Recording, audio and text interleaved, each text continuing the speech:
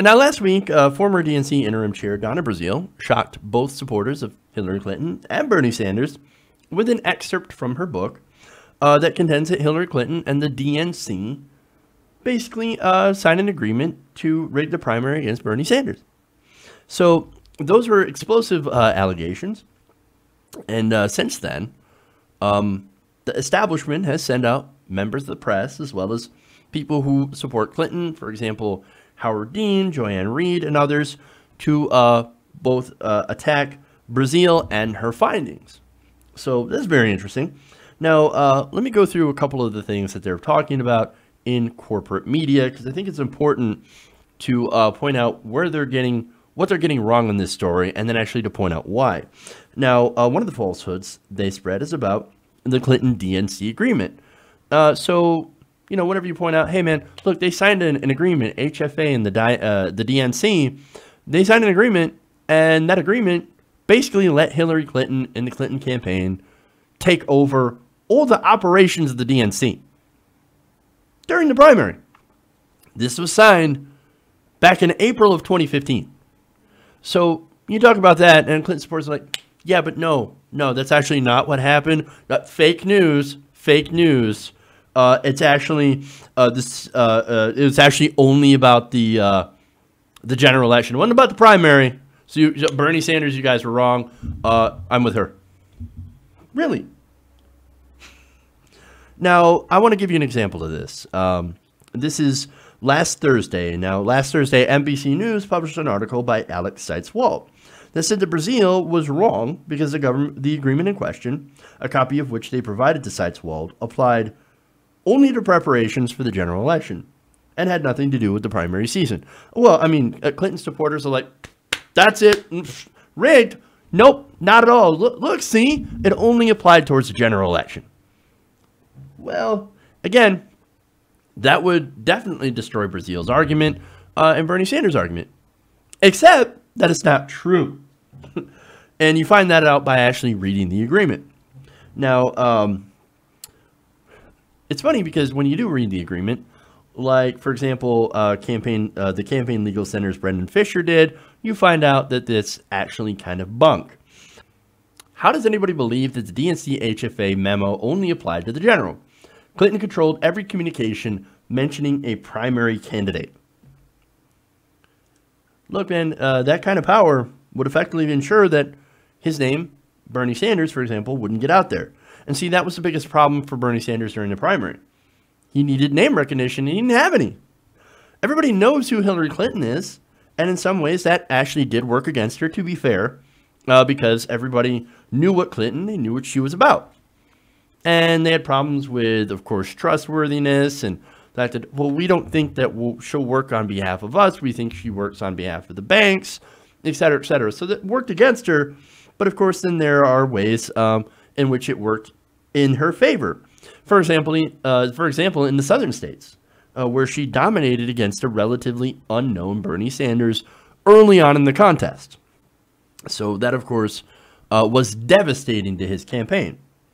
And, of course, fed later on into a narrative of, hey, man, look, we like Bernie, but he just can't win. I mean, look how terrible he did in the southern states. And look how terrible he does with black people. Well, look, you can't really do very well if nobody knows who you are. This was a campaign, the more you knew about Bernie Sanders, the more you actually got to like him. But again, that argument of, I like him, but God, he's not going to win the primary, so, or he's not going to win the election, that narrative unfortunately led a lot of people who would have voted for Sanders to vote for Hillary Clinton. But anyway, now back to the article. And this is from The Intercept. Glenn Greenwald pointed this out. He said the NBC article was originally used to spread this claim, now includes what amounts to a serious walkback, if not outright retraction, of the DNC's principal defense. It reads as follows. Still, and this is from the Seitz-Wald piece that got edited after the fact, still it clearly allowed the Clinton campaign to influence the DNC decisions made during an active primary, even if intended for preparations later. So even he's like, oh man, it wasn't intended for her to control the primary. I don't believe that. That still is a defense of Hillary Clinton, and a weak sauce one at that. But at least they're admitting, yes, this would help the campaign to influence DNC decisions made during an active primary, which says that at the very least, the Clinton campaign had the ability to control what the campaign does, or to control what the DNC does, and effectively, if they chose to do so, rig against Bernie Sanders. That's a pretty stunning walkback of the original article. But hey, man, look, I didn't know that NBC had been taken over by the Russians. I mean, you had some Hillary Clinton supporters. No, it's all the Russians. That's why this clause somehow made its way in there. It's all Russians, fake news. Now, Fisher also noted that the passage, quote, focused exclusively on preparations for the general. And Greenwald adds, it's contradicted by the rest of the agreement. Now, Greenwald explains that this would be like creating a contract to explicitly bribe an elected official. For example, A will pay politician B to vote yes on Bill X, then adding a throwaway paragraph with a legalistic disclaimer that, quote, nothing in this agreement is intended to constitute a bribe, and then have journalists cite that paragraph to proclaim that no bribe happened, even though the agreement on its face explicitly says the opposite. The Clinton DNC agreement explicitly vested the Clinton campaign with control over key matters during this primary season, full stop. That is an unprecedented amount of control in a primary season. And it was exchanged through financial help. Now, if you're a journalist out there and you're still saying, no, it wasn't part of the agreement, but, it wasn't for the primary at all. It didn't have any impact on the primary. No, if you're saying that, you're a hack. And you're defending the establishment. Plain and simple. Now, there is another narrative as well going on, is that Bernie Sanders had access to the same agreement and that he actually signed the same agreement. See, and if that's true, well, hey, man, well, no problem. Bernie Sanders, he signed the same thing, same agreement. So you're making much ado about nothing. You're just butthurt that Bernie Sanders didn't win the primary. Okay. Here's the thing, though. The thing that Bernie Sanders signed did not actually contain any of the extra provisions that would give control to the campaign over to the DNC. Now, if Bernie Sanders had become the nominee and the primary had been over, then yes, he would have actually gained control over the DNC because that's what campaigns normally do. The problem is the Clinton campaign had it before the primary was even over. That's where the problem lies. Okay. So now, of course, there are some Clinton supporters that were like, hey, man, look, it's a fair deal. President Obama, and they don't mention that part, but President Obama left it in debt. So here comes the Clinton campaign paying to make sure the DNC survives. What a wonderful campaign. They're giving so much money. So, yes, they deserve that extra control because they're the one that's funding it. And Bernie Sanders wasn't funding it, so he doesn't deserve any of that. And he's not a Democrat. Okay. And yes, so he's not a Democrat, so he was actually using the Democratic Party. And we hear that excuse, of course. So what that is that's basically ignoring the fact that there was not a fair primary, that it was stacked against the candidate because, number one, one of the candidates was actually funding the DNC and keeping it on what they described as life support, and also because she's a real Democrat and he's not. Okay, so now we see where their perspective is coming from, okay? Look, I'm convinced that some of these people who are defending this would vote for a conservative as long as they have a D next to their name. Oh, wait, I have it on good authority that they actually have voted for a conservative with a D next to their name. It's up to you to figure out who that is. Now, there's another claim here which I thought was very interesting. See, over the weekend, a story came out in which Brazile had mused about replacing Clinton with Joe Biden.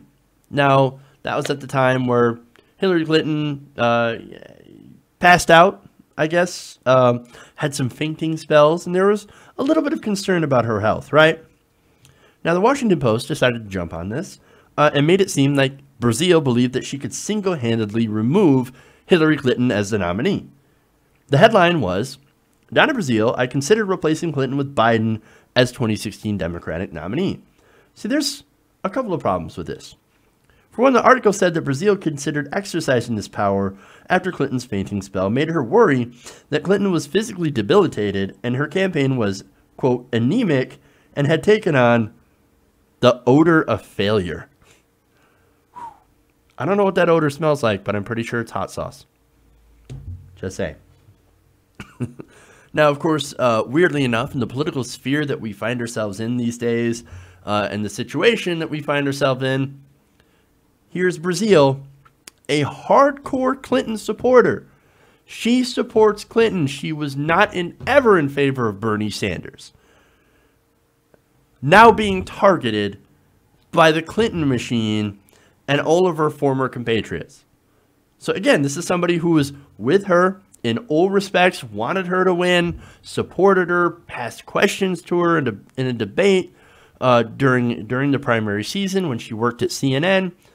Now she's getting attacked by Clinton supporters for coming out with this book that says, yes, there was some shady stuff in the DNC. They use this to go after her, okay? So they paint her as now deluded, insane, dishonest, a profiteer, someone who's ignorant, and somebody who now lacks completely and utterly all credibility. I'm sure that someone out there is also trying to figure out a way to call her a racist, sexist Bernie bro at the same time. Maybe it's already been done. I don't know. I've been off Twitter for the weekend. But the thing is, on this, she didn't actually claim that she could remove Hillary Clinton. The Post article actually made clear that she was referencing a complicated process in the DNC charter that allowed a removal for a nominee who would become incapacitated. Now, the Post recently amended its story to reflect that she made no such claim in her book, but rather noted that the DNC charter empowered her to initiate replacement of the nominee, and that if a nominee became disabled, the party chair would oversee a complicated process of filling the vacancy that would include a meeting of the full DNC. The Post then added this note to the top of their article.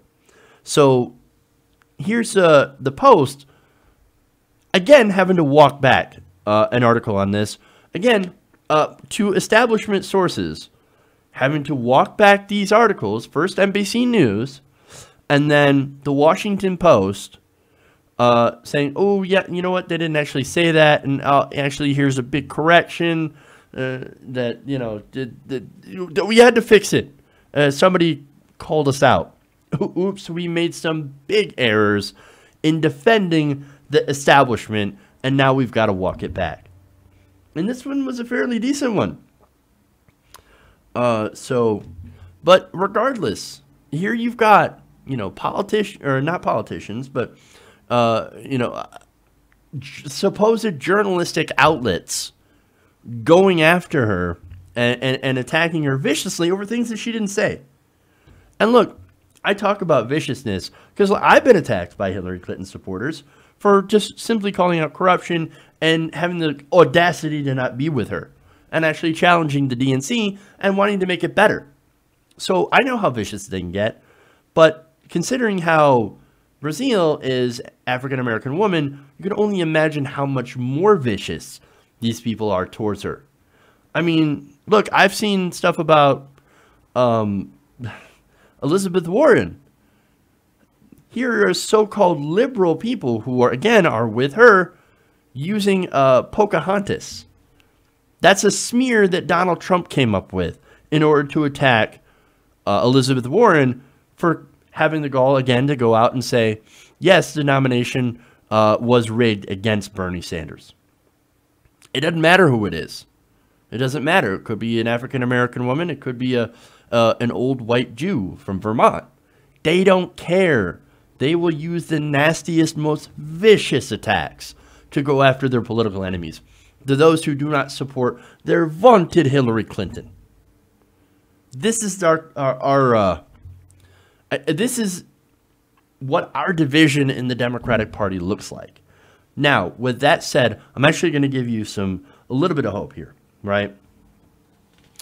Again, first of all, a lot of these lies in text are from spurious headlines pushed by corporate media. So I think we know where part of the problem is, right? Now, thankfully, though, these people are actually a very small part of the Democratic base. They're not actually representative of most of the liberal progressive movement. It's only this corporate media that wants to continue to push the division. Over 80% of Democrats support Bernie Sanders. He is the most popular politician in the country, and poll after poll after poll after poll since the election, and even before, prove that.